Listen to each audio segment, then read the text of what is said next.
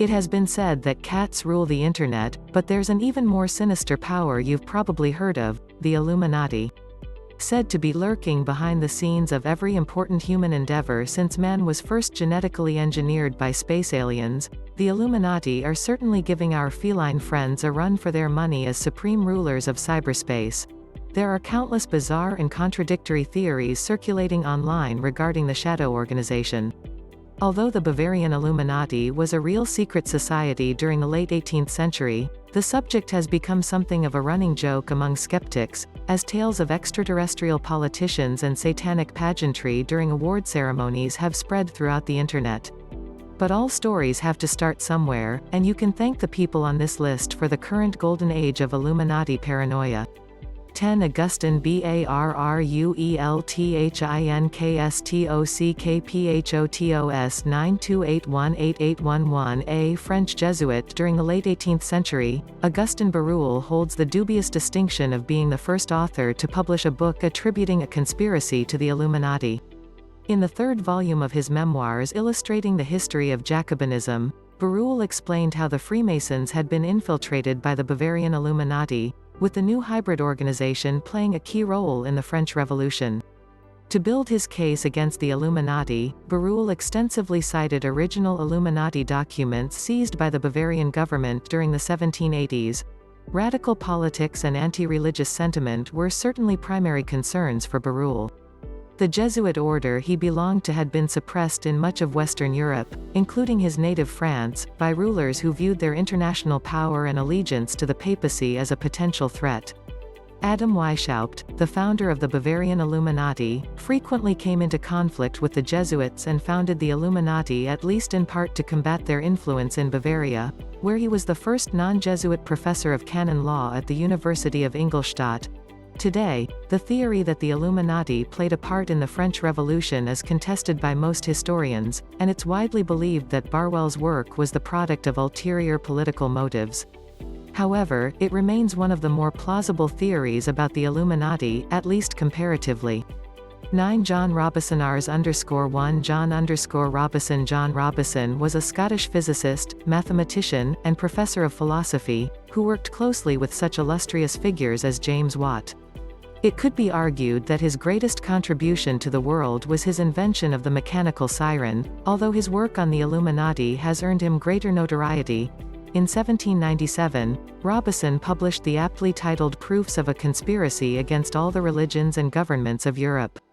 The book came out in the same year as Barruel's memoirs, and presented near identical claims that Freemasonry had been infiltrated by the Bavarian Illuminati as part of a plot to bring about the French Revolution.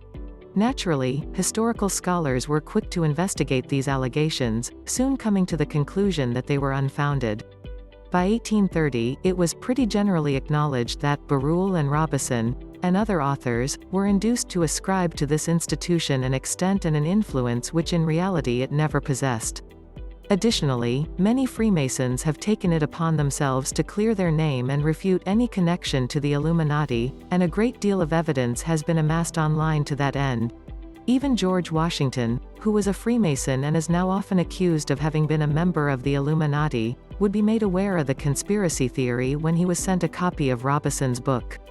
From his reply, it is clear that Washington didn't agree that Freemasonry had been affected by the Illuminati. Interestingly, he did believe that the principles of the Bavarian Illuminati were widely shared in the United States.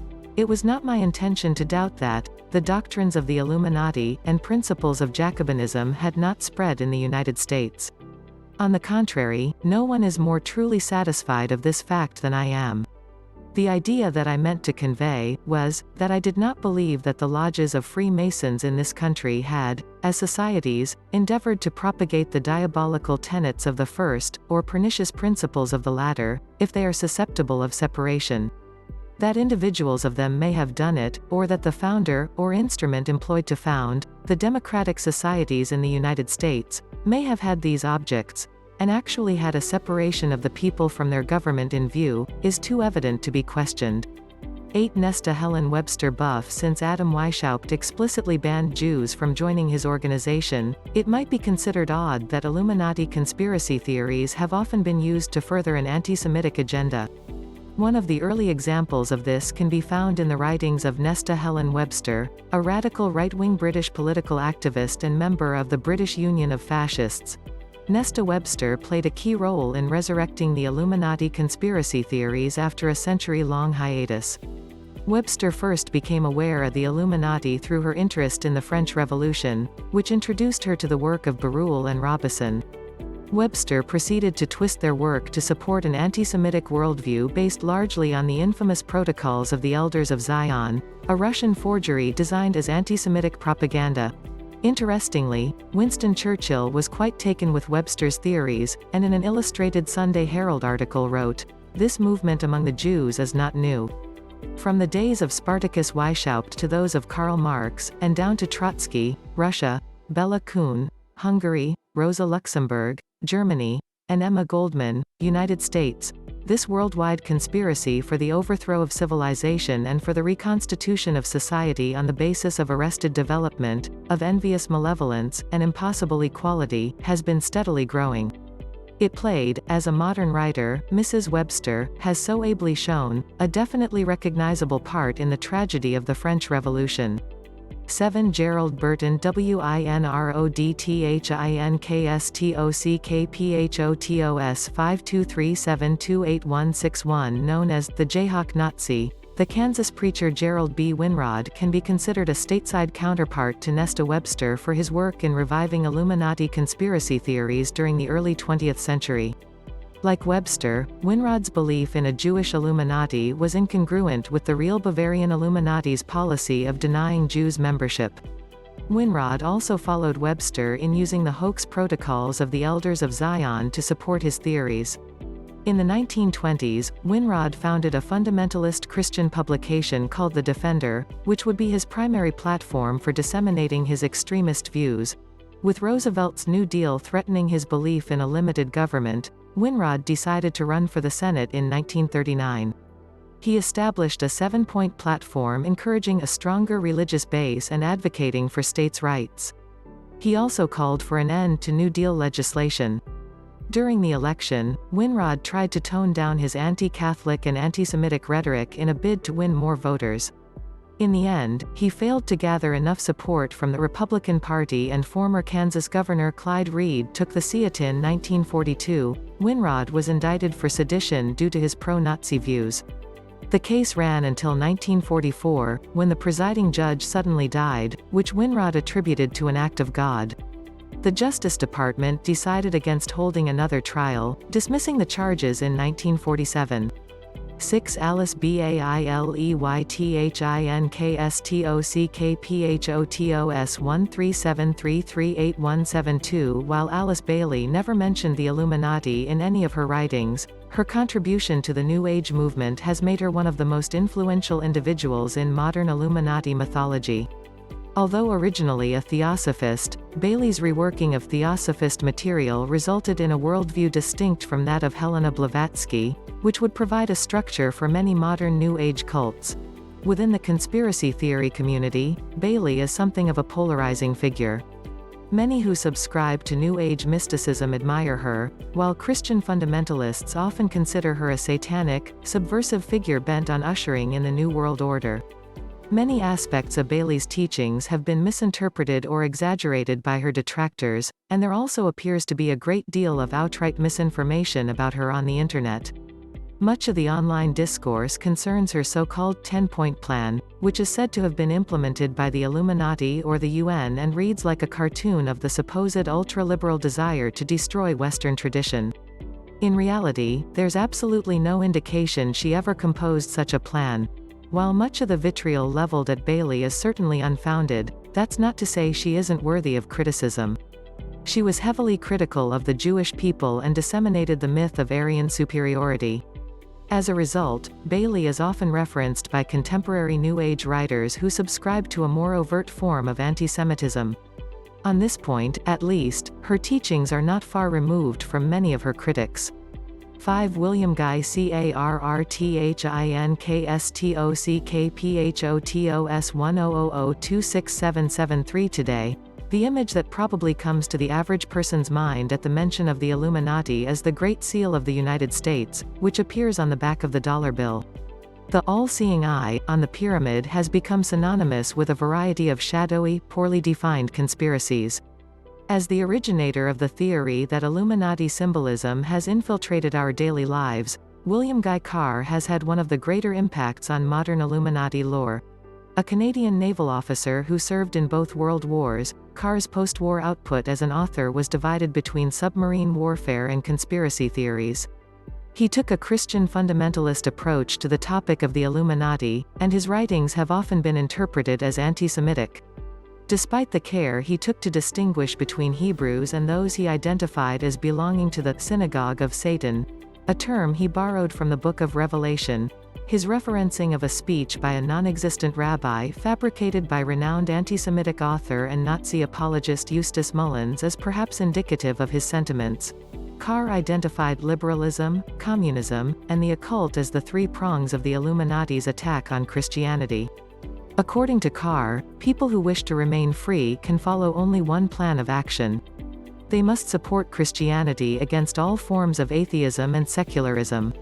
One of Carr's key claims concerned the existence of a plot by Confederate General Albert Pike to bring about 3 world wars to facilitate the Illuminati's goal of world domination. Supposedly, World War I was a means to establish atheistic communism, World War II was intended to strengthen the Zionist cause, and World War III will be a war between the Zionists and the Muslim world. Additionally, Carr claimed that Pike made use of a radio communications network, supposedly invented by the Illuminati years before such technology officially appeared. In referencing the 3 world wars, Carr cited a letter of correspondence between Pike and Giuseppe Mazzini, which was in fact written by admitted hoaxer Leo Taxil.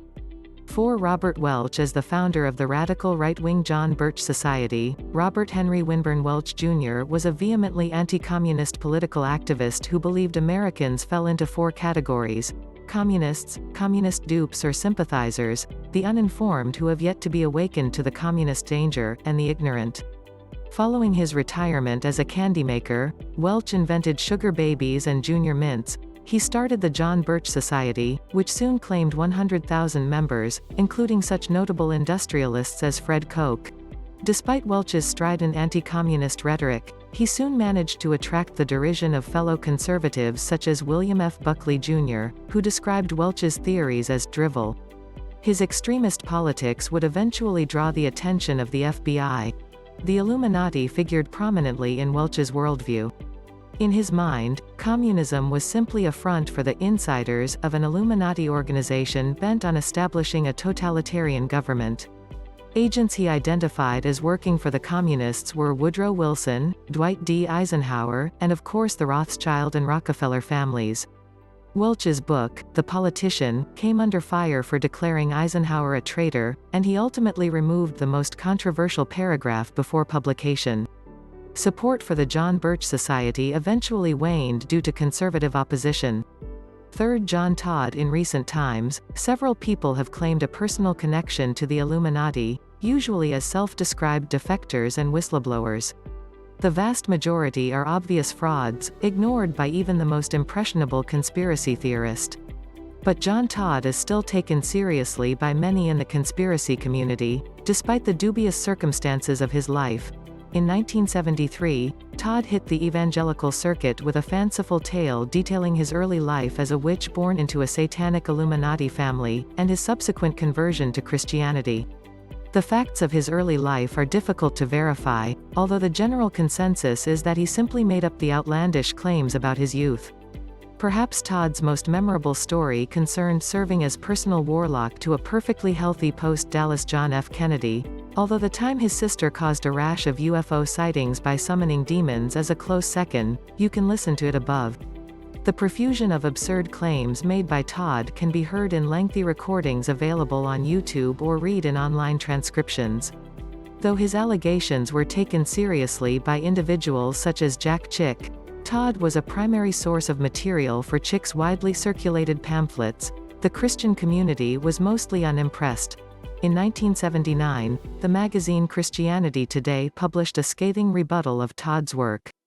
Evidence used against him included his military discharge papers, which contradicted his account of having been protected by the Illuminati after he murdered his commanding officer. But perhaps most telling in assessing Todd's character are his criminal convictions for sexual crimes. Allegations about Todd's behavior began surfacing as early as 1973. In 1974, Todd made a short venture into Wicca, where he was subsequently expelled from the community for having underage girls perform sexual acts as part of initiation ceremonies. He was eventually convicted of contributing to the delinquency of a minor.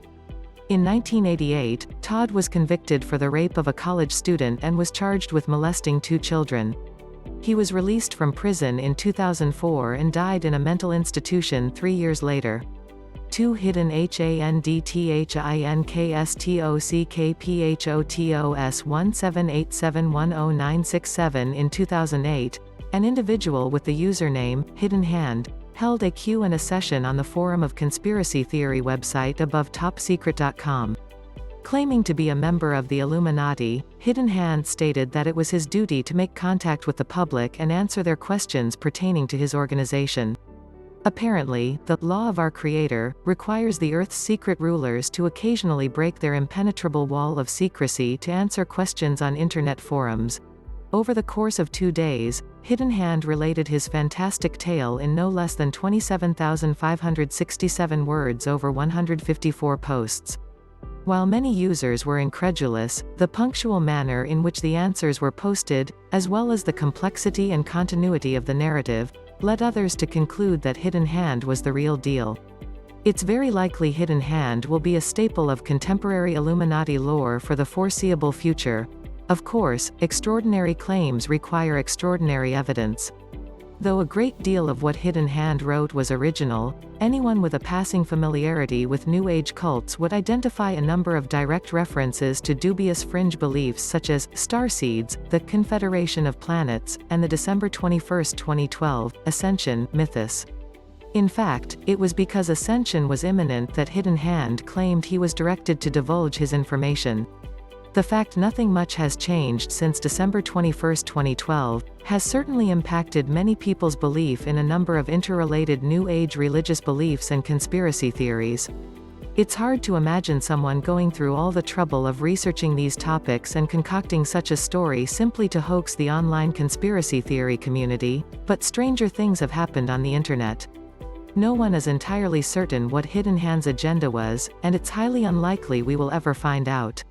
1. Michael Aquino, the quintessential boogeyman of modern Illuminati conspiracy theories. Michael Aquino's work in psychological operations, PSYOP, for the United States military would have undoubtedly drawn attention from conspiracy theorists without his ties to the Church of Satan.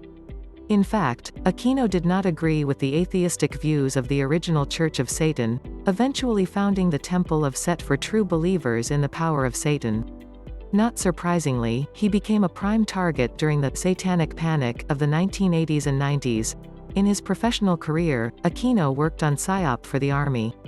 In 1980, he co-wrote a document titled, From PSYOP to Mind War, which speculated about such techniques as electromagnetic weaponry designed to interfere with neurological systems. The document was eventually leaked, and many conspiracy theorists now insist that this technology is being used against American citizens. In 1987, Army chaplain Lawrence Adams Thomas leveled allegations of satanic ritual abuse and sexual molestation at Aquino and his wife. No charges were ever brought against the Aquinos, although many conspiracy theorists dismiss this as evidence of a cover-up. It's important to note that there is no indication that the accusations were any more credible than the countless other groundless claims of satanic ritual abuse at the time. In 2013, Aquino published Mind War, a book detailing his experiences in the military and the Temple of Set. In conjunction with the release of his book, Aquino granted a rare interview to the forum members of abovetopsecret.com. Although this did nothing to improve his reputation among his most die-hard detractors, it is a fascinating discourse between conspiracy aficionados and a man often equated with the devil himself.